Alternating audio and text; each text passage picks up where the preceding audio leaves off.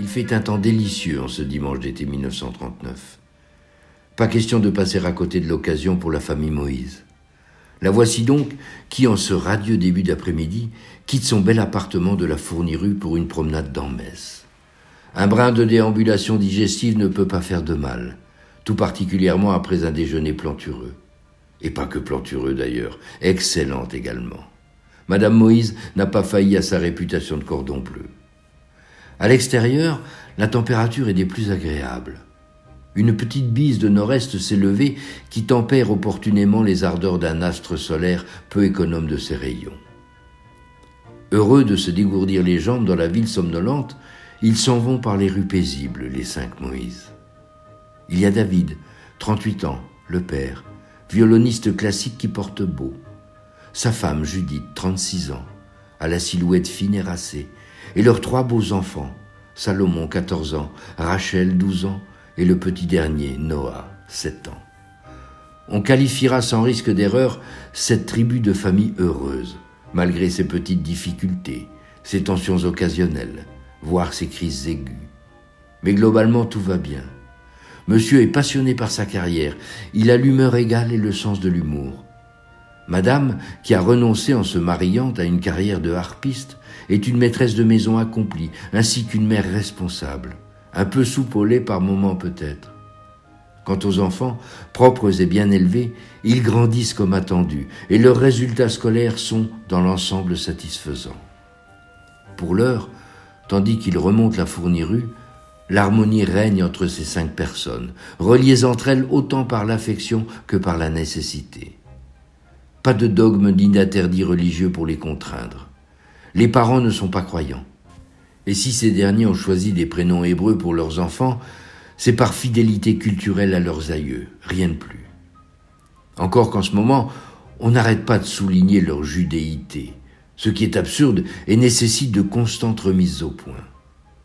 En réalité, ce qui compte vraiment pour David et Judith, c'est l'art, et la musique en particulier, la culture, la nature, l'amour.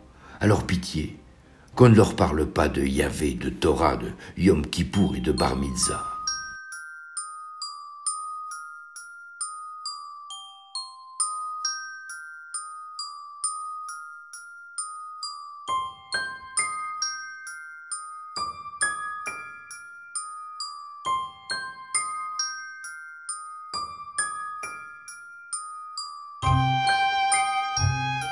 En cette superbe après-midi estivale, toutefois, tout souci, toute idéologie, toute préoccupation sont mises à l'écart et seul leur importe la bonne chaleur du soleil, le rafraîchissant frémissement de l'air, le chant mélodieux des oiseaux, ce brave moustachu à vélo qui siffle un air du fou chantant, l'histoire bête que raconte David, la Rosengarde décapotable, crème et Bordeaux qui les dépasse toutes rutilantes.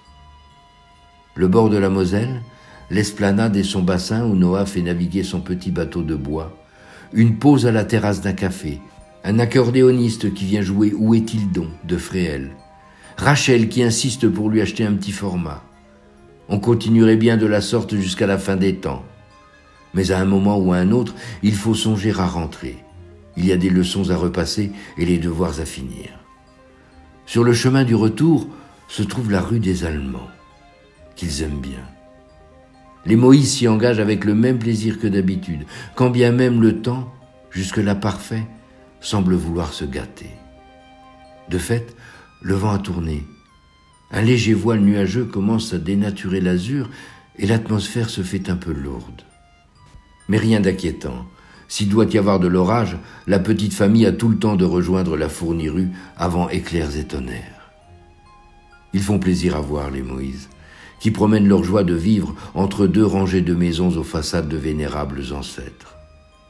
Suivant son penchant naturel, ce jeune farceur de Noah y fait le pitre. Lutin sautillant, il dit tout ce qui lui passe par la tête, ce qui fait rire ses parents, intérieurement, car il convient de ne pas montrer un soutien indéfectible à tous ces enfantillages. Ne vient-il pas d'ailleurs de tirer la langue à une vieille dame que l'on croisait ? C'en est trop. Judith s'apprête à tancer l'impertinent, mais au moment précis où elle va prononcer les mots de réprobation qui se pressent dans sa bouche, elle les ravale soudain. La main de son cadet, qu'elle tenait dans la sienne l'instant d'avant n'est plus là. Et au bout de cette main, plus de petits galopins.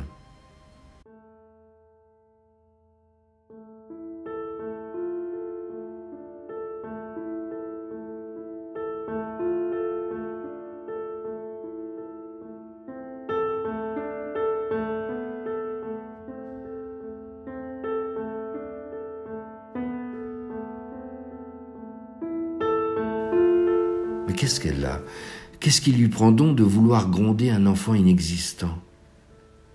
Un instant troublée, elle passe son bras sous celui de David et reprend sa plaisante promenade dominicale.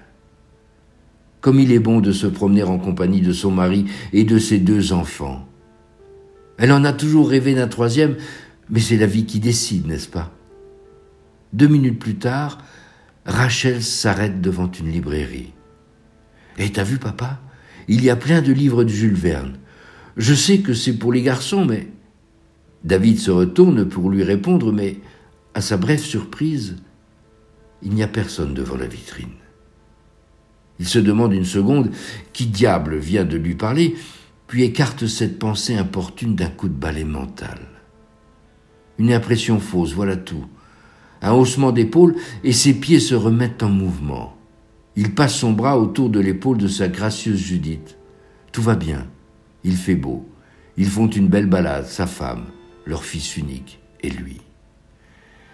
Les épaules nues de Judith inspirent sa main et son avant-bras. Et pas seulement. Il a bien envie de serrer de plus près, de presser fort, et même très fort contre le sien, le corps de celle qui lui a donné son âme. Et de l'embrasser tendrement, et pourquoi pas goulûment. Mais il en a conscience, le moment et l'endroit sont mal choisis. Et puis il ne veut pas gêner Salomon, il va bientôt devenir un homme. Il l'imagine en 1955, déambulant lui aussi avec sa femme et son enfant. Mais pour un tout jeune adolescent, de telles effusions seraient rien moins que gênantes. Alors pour donner le change, il trouve un sujet. Banal, trop banal. Dis donc Salomon, tu as fini toutes tes révisions pour... Avec une question pareille, David a bel et bien réussi à ne pas gêner son garçon. D'un autre côté, il n'a pas su ne pas l'y irriter puisque c'est en grognant que l'adolescent lui répond « Mais papa, tu sais bien que... » Monsieur Moïse attend la suite de la phrase. Mais de quelle phrase au fait? Et prononcée par qui? Il n'y a personne d'autre ici sur ce vieux trottoir que sa magnifique Judith et lui-même. Si l'on accepte bien sûr ce chien errant venu lui renifler les talons et qui l'éloigne d'un coup de pied peu amène. « Tu disais » lui demande Judith. « Rien, ma colombe, je parlais tout seul. Je ne sais pas ce qui m'a pris. Il faudrait que je me surveille, je deviens gâteux. » Un instant déstabilisé, David se ressaisit bien vite. Pourquoi s'en faire quand on se promène en amoureux avec la femme de sa vie? La main dans la main, ils font quelques pas de concert avant que le mari ne s'arrête, ne prenne son adorable épouse dans ses bras, n'en resserre sur elle leur tendre étau et ne l'embrasse en apposant sur ses lèvres purpurines l'humide ourlet des siennes. Un baiser lent, suave, langoureux qui porte en lui toute l'éternité du monde. Le retour à la réalité n'en est que plus choquant. Qu'est-ce qu'il fabrique là, le respectable monsieur Moïse, tout seul dans cette artère messine, occupé à étreindre et à embrasser du vide? Non de non, il faut qu'il fasse attention, sinon on va l'envoyer chez les fous. Par bonheur, la rue était déserte à ce moment-là. D'ailleurs, la minute d'après, David, heureux de sa petite promenade solitaire, n'y pense plus. Et bientôt, il ne pense plus du tout, ni ne voit, ni n'entend, ni ne sent, ni ne goûte, ni ne touche plus rien du tout. En cette belle fin d'été 1939, les Moïse étaient entrés à 5 dans la rue des Allemands. Ils n'en étaient jamais ressortis.